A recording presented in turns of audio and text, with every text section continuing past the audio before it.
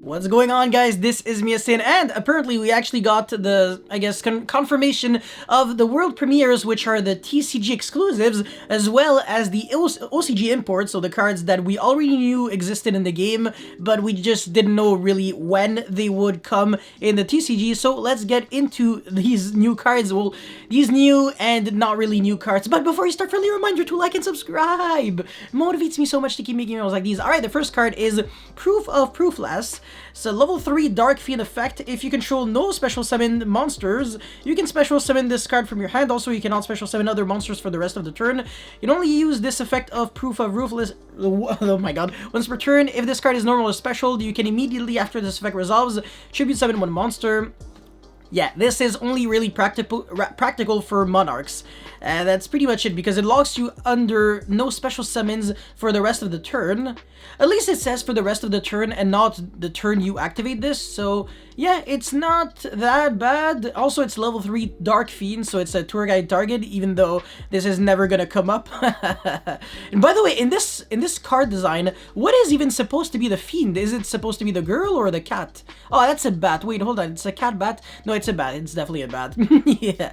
Alright, Thyron, the Disciplined Angel, level 4 Earth Fairy effect monster, 1500, 600. Pretty sure that's also the stats of Shining Angel. Wait, hold on. Is it Shining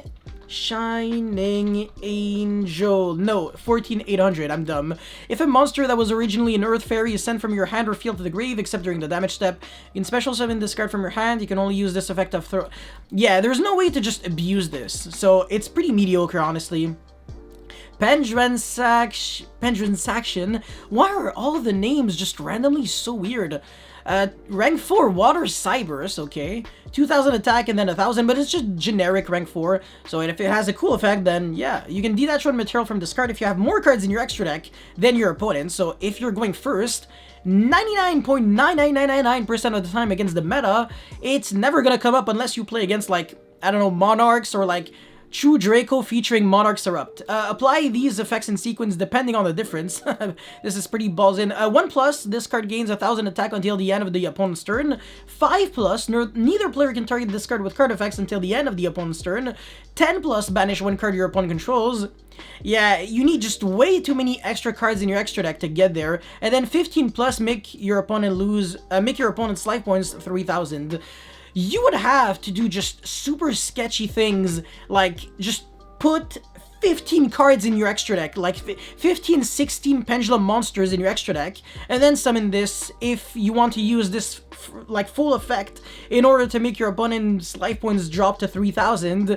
And yeah, it's just not practical. It's pretty garbage. There's probably just gonna be like stupid FTKs with this card eventually, where people just fuel their extra deck like there's no tomorrow, and then burn your opponent for 5k, and finally they just use some dumb burn effects for the remainder 3000, and that's it, that's all.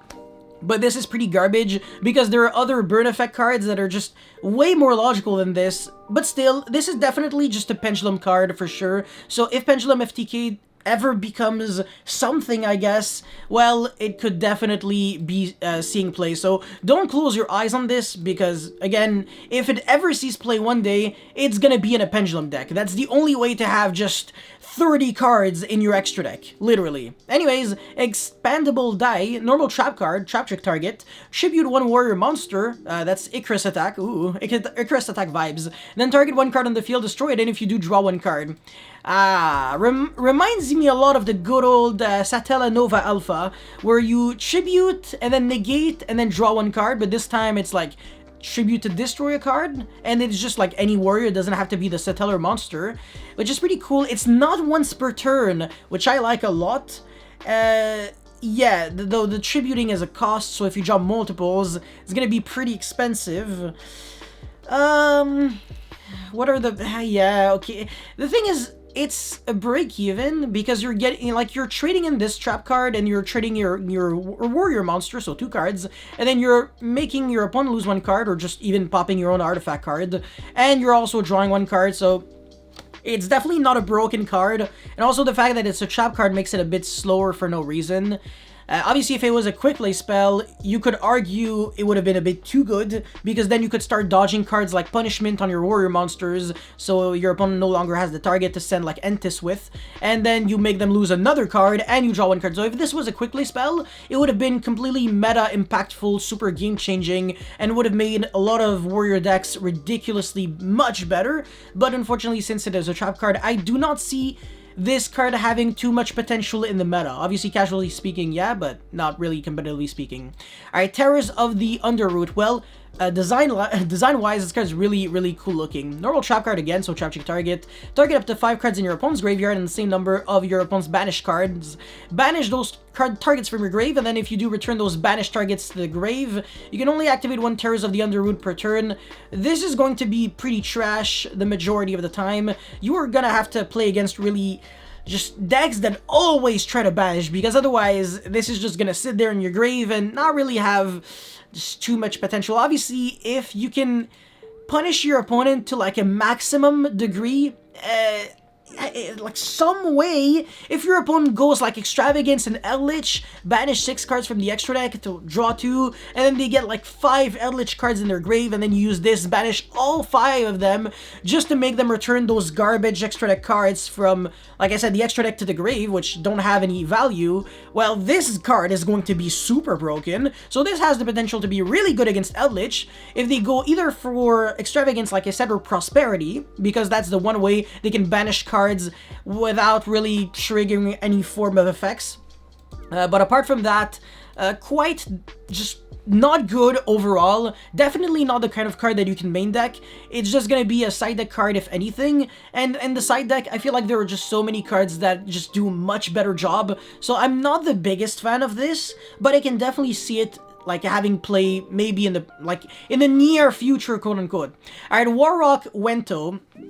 Level 4 Earth Warrior effect monsters. I'm really not expecting much with the Warrock theme. It's been pretty disappointing so far. If your Earth Warrior monster battles an opponent's monster during damage calc, you can pay 800, your opponent monster gains your battling monster gains 800 attack on the end of the turn. Really primal effects right there. Like, I know they were like Caveman or something, but I feel like their effects didn't have to be like that bad. If this card is sent from the monster zone to the graveyard by opponent's card effect, this is what gets me. It's not even like by this battle or by card effect, so you can't even freaking crash it and then trigger the effect. You can special summon one.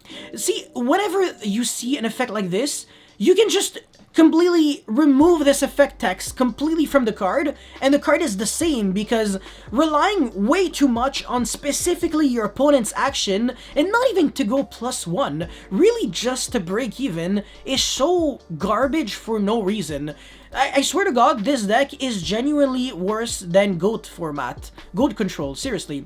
Warrock Mahmoud, I don't know why, but it just it reminds me a bit of Mahmoud, but yeah, not really. Level 5 Earth Warrior, 2k, 2k. If you control no monsters or all monsters you control are warrior, don't worry, it's not a Thrasher. You can normal summon this card without tributing. Yeah, it's a Yuki Scorpio, as if we needed more of these cards. If your Earth Warrior monster battles after a damage calc, you can target one spell or trap your opponent controls, destroy it, then all Warrock monsters you control gain freaking 200 attack. Until the end of the opponent's turn, you can only use this effect once per turn. Bruh. Like, this is just not good. Again, it should have had an effect to special summon itself, but then all you would have said would be like, oh yeah, but then it would have been broken in Earth Warrior strategies like Guki. And yes, indeed, it would have been really good. But now, instead of being really good in at least one kind of strategy, it's really bad in any kind of strategy, so yeah. Alright, Warrock, Meteor Regen, whatever. Level 7 Earth Warrior, 2626. Just usually, when you see really high warrior monsters, they usually have a tendency to be pretty bad as well. The majority of the good warrior monsters historically in Yu-Gi-Oh! Were always level 4 warrior monster. That's one of the best kind of like combination of typing and level in the entire game of Yu-Gi-Oh! You can literally ask anyone, level 4 warrior monster terrifies everyone. It's such a good typing. But anyways, cannot be destroyed by your opponent's card effects. When an attack is declared involving this card and an opponent's monster, you can negate the effect of that opponent's monster this turn, as well as the activated effects and effect on the field of monsters with that same original name. Yeah, just, again, relying on the battle phase. Once per turn during a battle phase in which your Earth Warrior monster battles even worse. Quick effect, you can make all War Rock monsters you currently control gain 200 attack until the end of the opponent's turn. Again, also this card can make up to 2 attacks on monsters during each battle phase this turn. Pretty trash.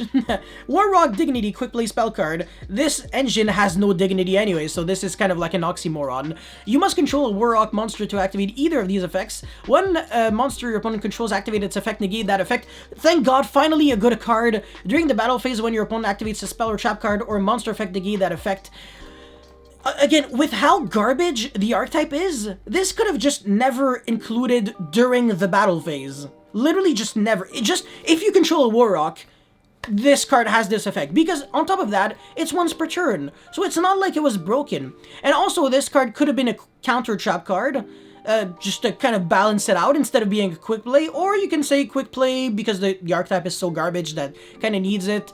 But again, the first part of the effect was cool, but this, during the battle phase, completely unnecessary. Again, I'm not really complaining that much because I really don't care about War Rock. Ever since the very first wave of support, I knew for a fact that this deck had no potential, but now it's just like insult to injury because they're just wasting the TCG slots in every card set in order to introduce completely dead content and unplayable cards. We could have gotten like Time Thief support, but no. We could have gotten, I don't know, what's another, Matty or Raptor or something like that. Nothing at all. Nah. Alright, anyways, War Rock Spirit quick play spell again. During the battle phase, this is destined for failure. Target one War Rock monster in your grave, then activate one of these effects. Special summon that target and attack, but for the rest of the turn its effects are negated, and also it cannot attack directly, Jesus. Special summon the target in defense, also the first time each War Rock monster you control would be destroyed by battle this turn. It is not destroyed, you can only activate one card with this card's name once per turn. I just love the restrictions, like, of once per turn cards, just on garbage cards. It's hilarious. It's kind of like a card that said, lose 4,000 life points. Lose 4,000 life points. You can only use this card once per turn. LMAO, don't kill me. Alright, War Rock Generations, normal trap during the battle phase. Jesus. Oh my god, this is draining my mental energy. If your opponent controls more monsters than you do, special summon one War Rock monster from your deck. And if you activate this card during your opponent's turn for the rest of the turn while you control the face-up special summon monsters, your opponent monsters cannot attack except to attack that monster. You can only activate one War Rock Generations per turn. No, alright, War Rock Big Blow. Normal trap during the main phase. If a face-up War Rock monster you control would leave the field by the opponent's card effect, destroy up to 2 cards your opponent controls. You can only activate 1 card with... See, this is nice, but again, you can only trigger it if it would be leaving the field by an opponent's card effect. So it's not a card that really gets any form of engine going proactively in the first place. You literally have to be asking your opponent, can you please try to destroy my cards? Can you please, just so I can, you know, use these cards, like, please, I'm begging you. Yeah, alright. The OCG imports, though, Diviner of the Herald is, like, the big chase card. People are gonna be really, really happy with this. And then, I don't know really much about these other cards, but, yeah, overall, pretty disappointing for the War Rock cards, but I wasn't expecting much anyways. This is like an FTK card. This is a Monarch card. And honestly, that's pretty much it. So, really hope you guys were able to, I guess, enjoy it. It's not even like you could say I learned something here today. But if you were, let me know in the comment section below. And yeah, don't forget to like, subscribe, all the beautiful package. And I will see you next time. Peace.